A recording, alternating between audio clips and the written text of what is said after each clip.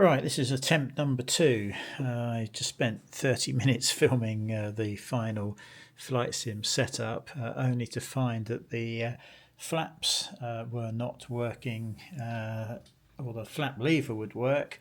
Looking externally, the flaps were not moving, the stream length flap indicator wasn't working, nor was the indicator in the Zebo mod, so I've had to work on that. Now I've solved that problem, and now we're back to square one again, fresh video. So I've just fired up the computer, and the SimApp Pro, which is for the PFP3N FMC, has already been installed, and that is expecting to run at startup. So we're going to let it, I think, just let that run. Okay, we don't need that. So, first thing we're going to do is start Xplane, and then we'll run through everything else. The software for this does like to be running in the first place before Xplane loads.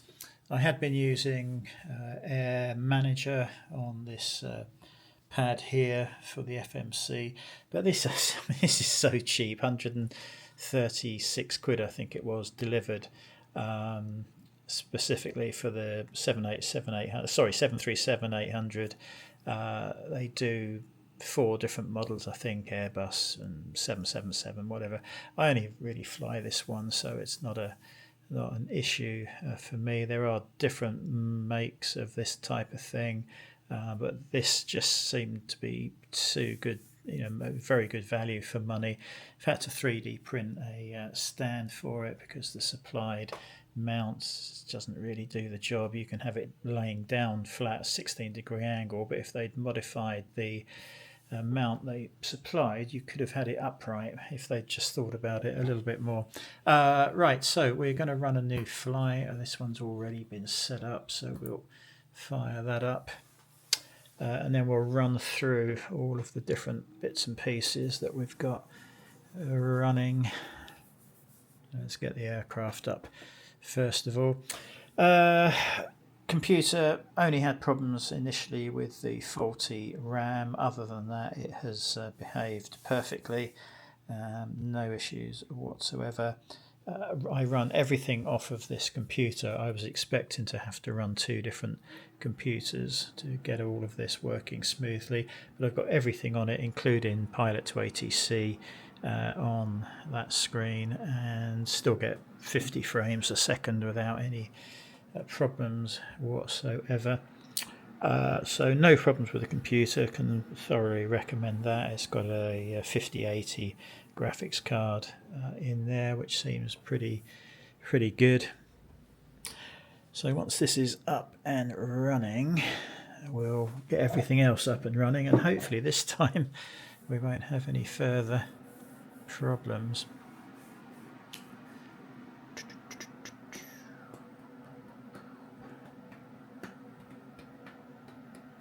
A little bit cluttered, not ideal, but at least everything is close. Not even sure I'm going to be using that tablet, but I do quite like the keyboard, the up, down, left and right controls to be handy, and it might be better to have a small mini keyboard just in there, or maybe just in here, so I can move left and right. I tend to use that quite a lot. A small Bluetooth one would probably sit in here quite nicely. So we're nearly there.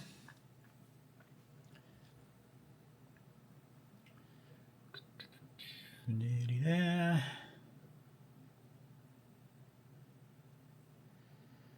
Right, so let's just get that fired up, and this is what I use the left and right for.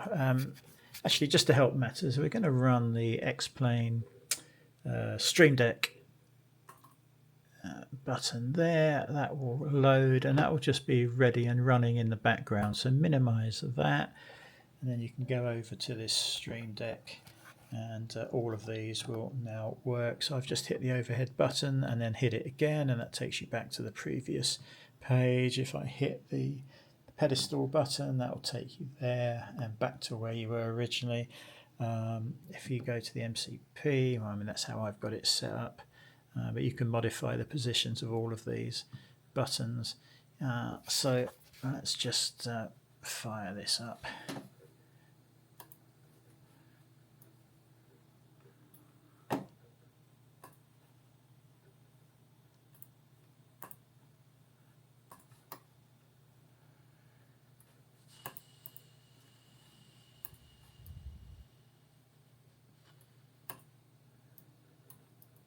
This is where we need the up command again.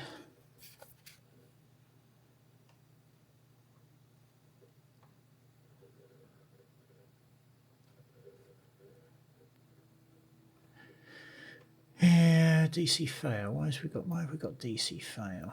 What did we screw up there?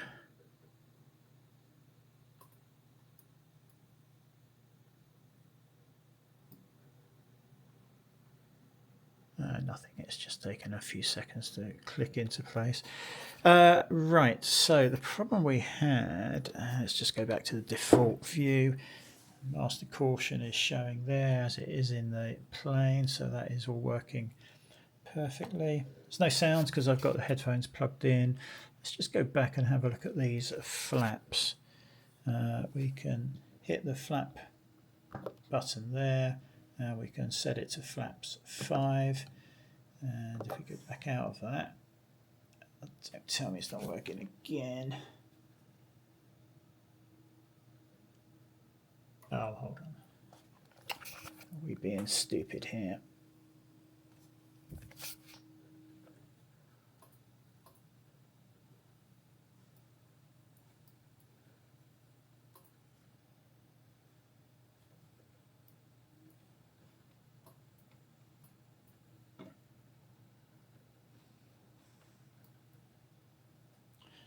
Yeah, flaps are now moving, I think.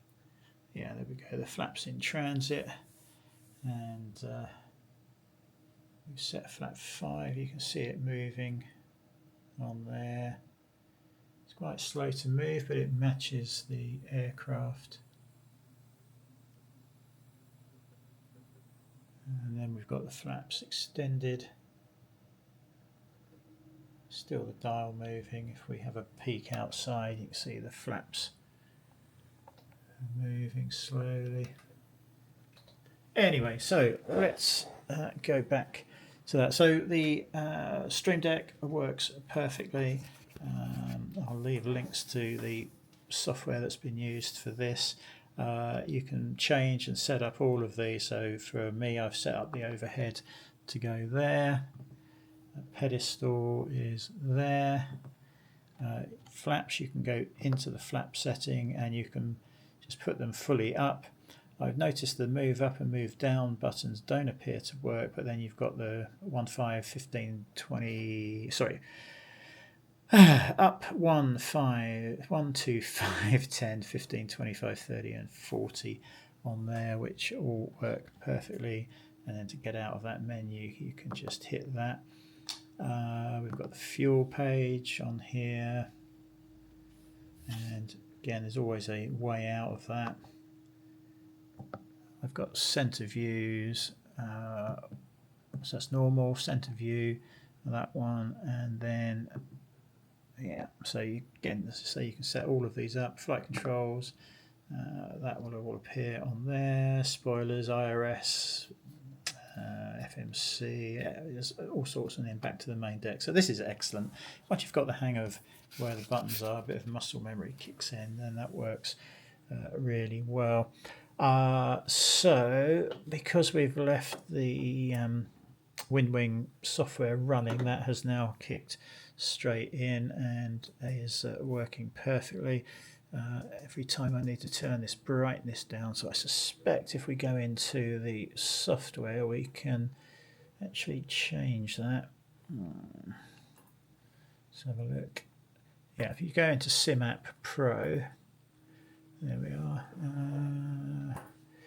Yeah, you can go into, so that's checking the environment, so no problems there. Virtual device mapping, key binding. I think it's probably, here we go, let's close that down. Game peripheral display, screen layout settings, font management, screen color. I don't know whether we can set up the display, screen position, character size.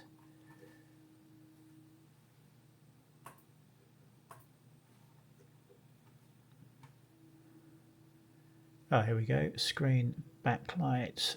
So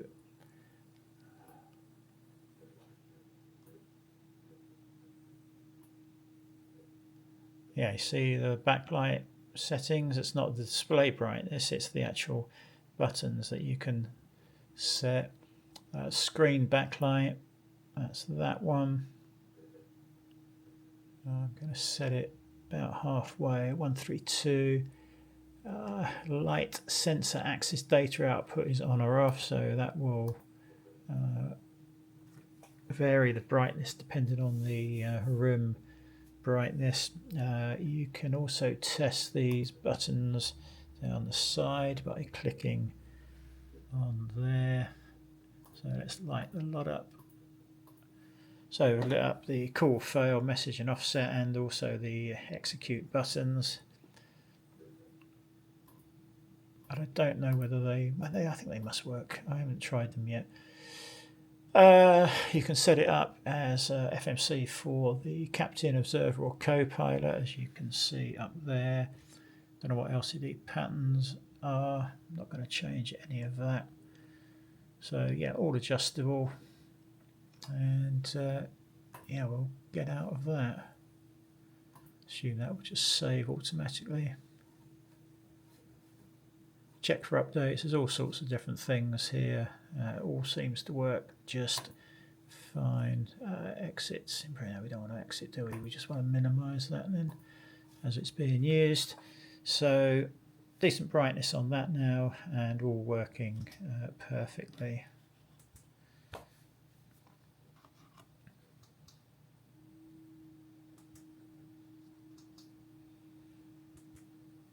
So delighted with that. That's just made the immersion just that little bit better. The Stream Deck again just brings you so many excellent things. You know, at the touch of a button, very useful. Again, all of these things that you can adjust, and then go back. What does that say? Window heat. Yeah, so you can turn off the window heat. And you can see them all light up, the button changes. It's just brilliant. Back to the main deck. What else have we got? Hydraulics, low pressure, what's on, what's off, you know, all good stuff. And then back to the main deck. So that's that. As I said, Air Manager is being used here and here. Don't know what we're going to use this for now, as the new WinWing has solved the problem there. Okay, back to the Circuit Avionics radio and Autopilot.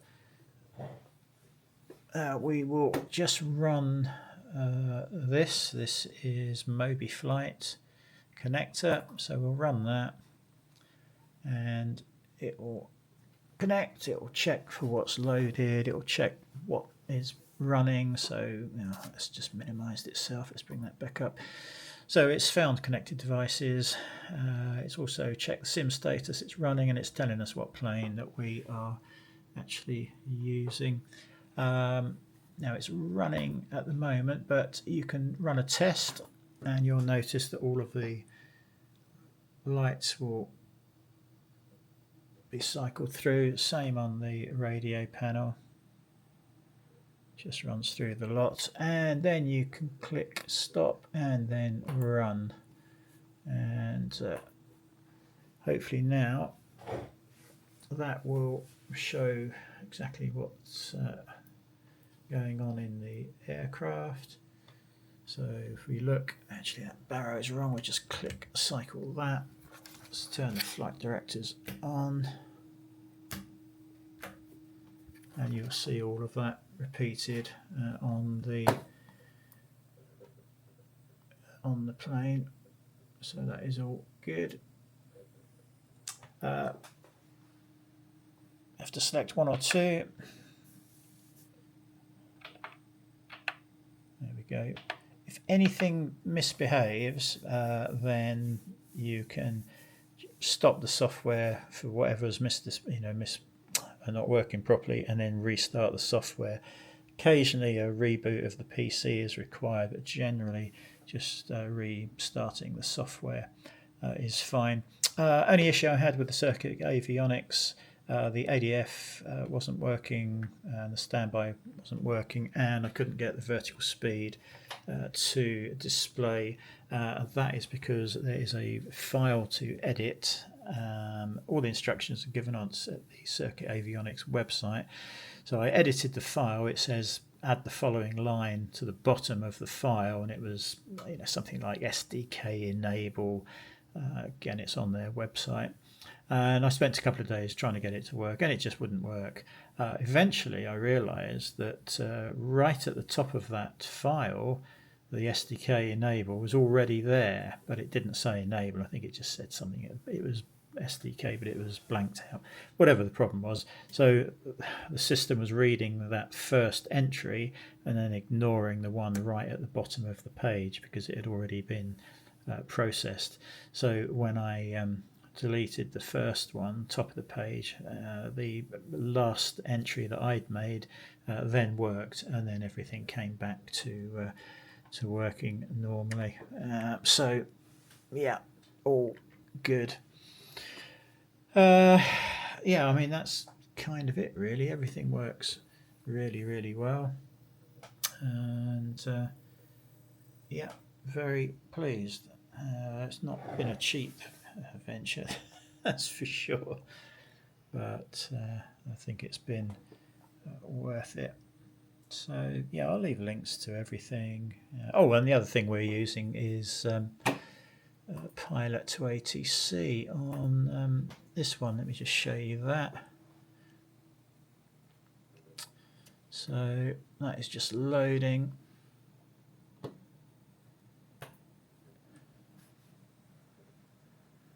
There we go, and we just hit connect. Obviously all these things need to be running on the same network, or other extra programs are required. So I've just hit connect, and that's going to take a couple of seconds to connect, and then there we go. It knows, if we just zoom in, there we go, it knows where we are. And that's it. I have tried this with the headphones and microphone, and it works very well. So I think that's probably it. Not much else to tell you and explain really. The problems were minimal. Flaps issue was a problem. Now there's a good example of it's not working. I've got the AP reset that wants to be toggled, but it's not flashing on here, which it should do. So we can go to the program. Actually, let's just minimize that. We can bring up the program and close it and then restart it, and that should bring up everything flashing. Well, why isn't it? That's unusual. I don't normally have those problems. Let's just go back out. Oh, that is unusual. That usually works perfectly.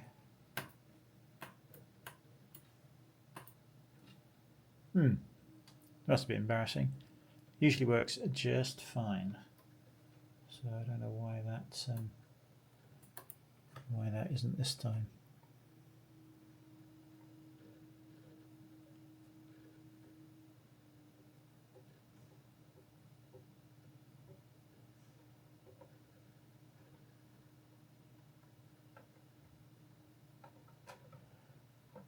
You'll also notice another problem. The speed brake is not calibrated correctly, so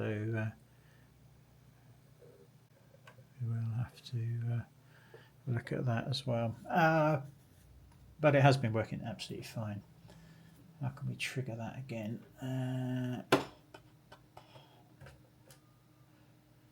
Take off config. It's not going to bring the warning up.